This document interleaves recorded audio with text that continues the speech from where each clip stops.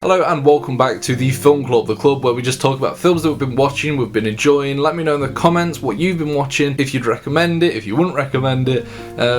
Just let me know in the comments. Living is a film I wanted to see at the cinema and I was a little bit disappointed because I never got the chance or time to. But when I saw it on Amazon Prime, I was like, yes, thank the Lord, I get to watch this. And I did enjoy this film, not as much as I think I thought I was going to enjoy this film, but it's still a nice film. This film follows Mr. Rodney Williams, a man who has just worked all his life trying to be a gentleman as he can be, spent every working day and hour just working to the grind, and he's almost lost himself along the way. He's forgot how to live, how to have fun. When he finds out that he's only got a couple months left to live due to cancer, he sort of has a realization of, I've wasted my life. So in an attempt to try and live, he withdraws half of his life savings, goes to Brighton to have a night out essentially. Realizing that that is not his form of living, he decides to conform in an old work colleague. Margaret, played by Amy Lou Wood, is an outstanding performance, by the way. He sees in her the youthful funness and living that he has lost along his way of work. He stops going to work, he still again tries to find the meaning in his life that he's been wanting, and he ends up going back to work when he finally finds a spark of inspiration. They work in like a parks and recreational kind of office. There's been women there that have been waiting for days, weeks, months to try and get this park built for the kids, and it's a project that he always shoot off, said it can wait on the pile for a while. They've got time. And I think when he realizes he doesn't have time, he's like, neither do these people, and he wants to build it for them. So he does everything in his power, everything in his last living months to try and get this park built for the kids. This film is like a warm hug. It's absolutely stunning. It's shot beautifully. The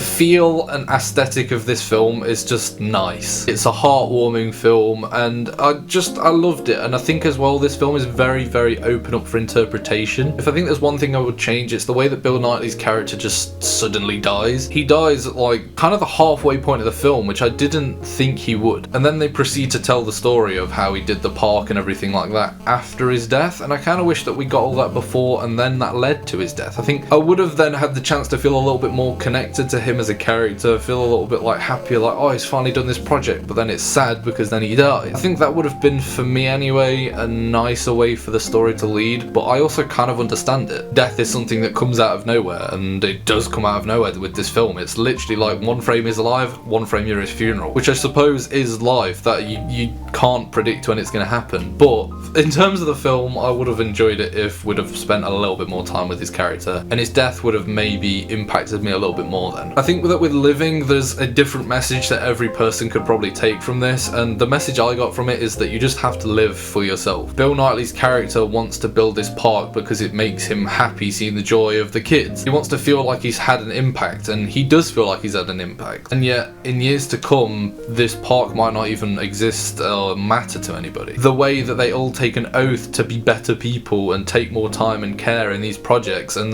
literally months after they go back to the office and it's back to normal, they put it back on the top of the pile and leave it there for months. Bill Knightley's impact isn't long lasting. It doesn't actually affect anything. It doesn't matter. People just keep on living and revert back to normal. And so the legacy of his character doesn't actually matter. It doesn't affect anybody. Well, apart from maybe a couple people. But that also ultimately doesn't matter because he enjoyed and loved what he was doing in the last few moments of his life. He died happily swinging youthfully on a swing that he helped build, he helped create, and he feels like he's done some good, and to him that was living. It took him going out and getting absolutely drunk and realizing that that's a complete mistake to realize that is not living to him. You just have to live for yourself and find enjoyment in yourself and what you want to do. What down to your core makes you happy, and he figures that out, and that's what I took away from this film anyway. Is it wrong? Possibly, I don't know. Bill Knightley's performance is absolutely just outstanding in this film. He just plays the part perfectly. He fits the role brilliantly. Every line and mannerism that he does in this film is just an absolute pleasure to watch, and